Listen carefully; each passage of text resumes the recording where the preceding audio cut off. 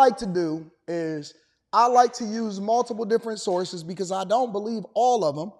And what you use, when you use those multiple different sources, what you do is you can somehow find the truth in the middle of it, right? So let's go over to CNN. CNN did a live stream about why Putin possibly did the prisoner swap. I gave my theory yesterday. I believe I was absolutely spot on.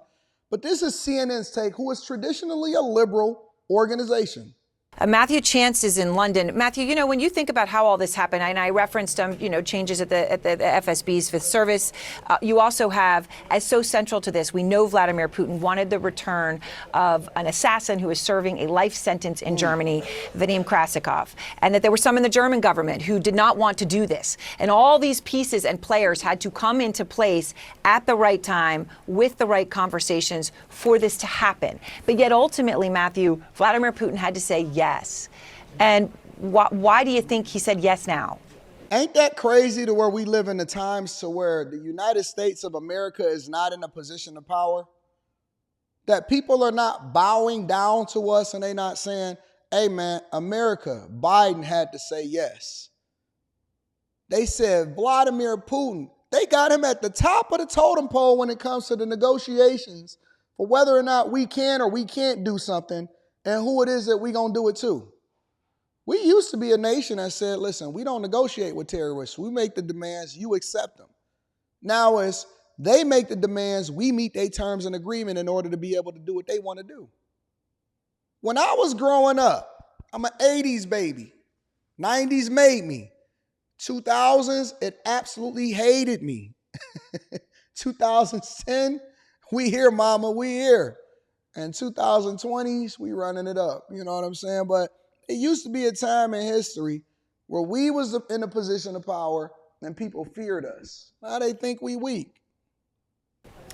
I think this is a great deal for Vladimir Putin. I mean, he has managed to basically get back a Kremlin assassin, a colonel in the FSB, who killed in broad daylight a Chechen dissident in the center of the German capital, in exchange, as well as a lot of other people as well. And as well as some hackers.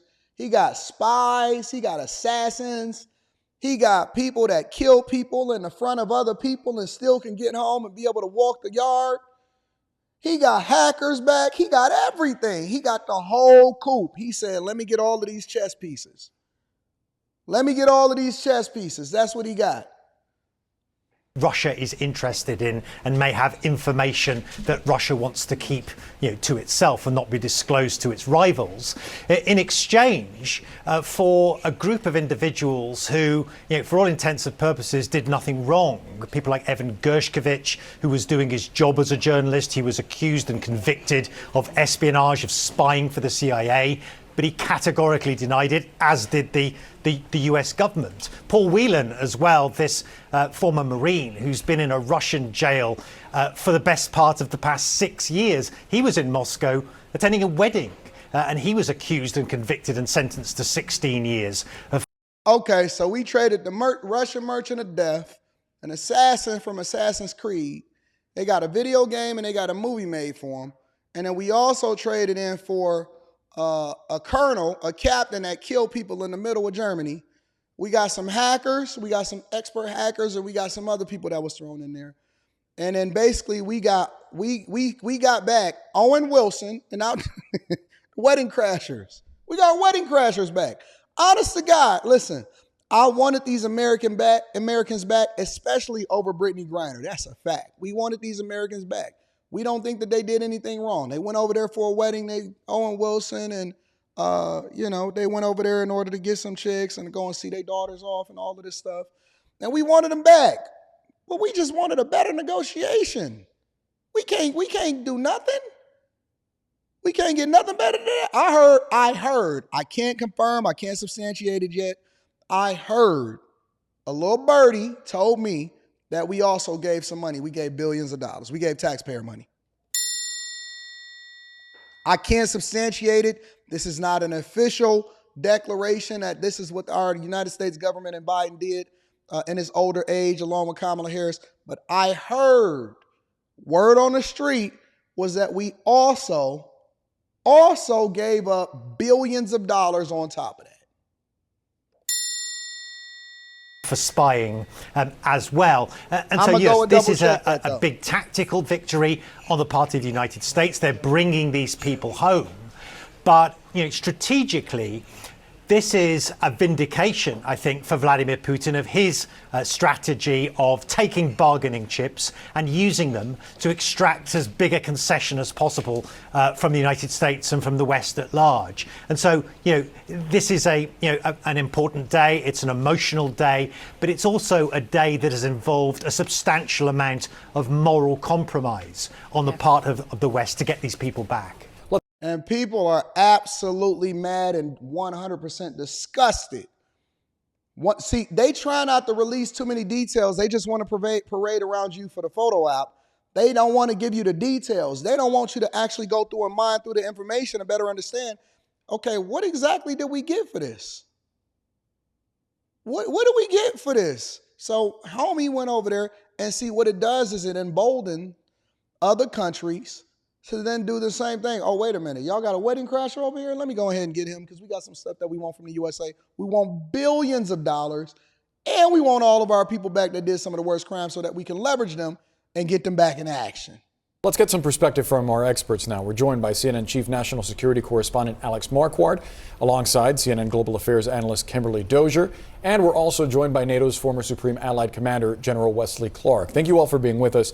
Alex, take us through how the next few hours are going to play out when these prisoners finally get to the United States. So thankfully, we're past the hardest part. The exchange has taken place. The prisoners are heading home to their respective countries. And you know what the funniest part about this is? So Russia got a whole bunch of pieces back, right? If you go and you do your research, which I did, because you know that I'm gonna go over there and see what's going on. So this exchange involved 24 people officially, 24 people being exchanged and swapped out all over, according to multiple different news sources. Okay, let me deep dive a little bit more. They're championing this as a feat of diplomacy. A feat of diplomacy, okay? Here's the key. If I go through this, and I was reading through, it says, hold on. I want to make sure that I got this correct. Several more Americans,